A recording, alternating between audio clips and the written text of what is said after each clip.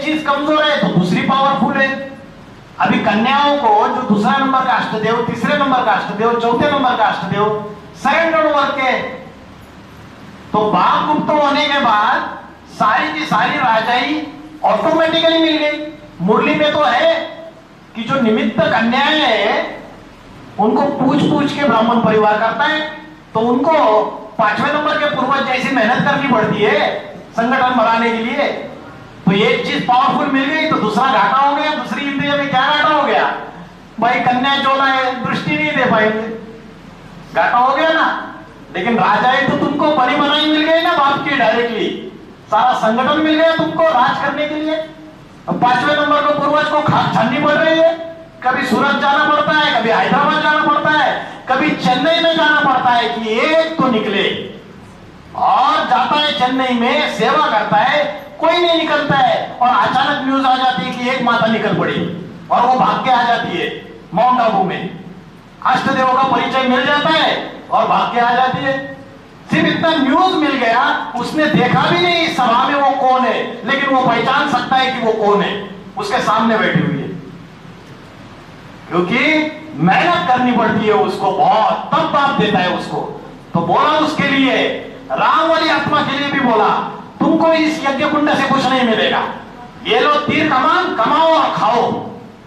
तो उसने भी कमाया और खाया 76 से, और इसको भी कमाना पड़ता है, दिन रात मेहनत करना पड़ता है, तो एक एक आत्मा जुड़ती है, फिर उससे वो संगठन बनाता है अपना। तो इतनी मेहनत की, उसको उनके जैसा दूसरे नंबर, तीसरे नंबर, चौथे नंबर जैसा बना बनाया नहीं मिला माल, संगठन, लोग, तो उसको मेहनत करनी पड़ी, तो उसको दूसरा फायदा मिल गया फिर, क्योंकि पुरुष चोर है, कुमार है, जो चाहे वो कर सकता है, दृष्टि भी दे सकता है, हिम्मत कर सकता है, तो बाप उसी के द्वारा कार्य करता है। चलो कोई नहीं मिला, चलो ये मिला, अरे हिम्मत भी कर रहा है, इसके साथ राशि भी मिलती है, बड़ा बच्चा भी है। इस्लामी, बौद्ध और क्रिश्चियन, इन तीन धर्मों में क्रिश्चियन सबसे लास्ट में आता है और सबसे तीखा चला जाता है। मुरली में बोला सबसे लास्ट में आता है और सबसे तीखा चला जाता है। क्यों तीखा चला जाता है? और बाबा ने बोला इस्लामियों से क्रिश्चियन निकले और उनके भी बाप बन के बैठ गए, पावरफुल बनते हैं कलयुग में जाके, सारे विश्व में क्रिश्चियंस की बादशाही हो जाती है।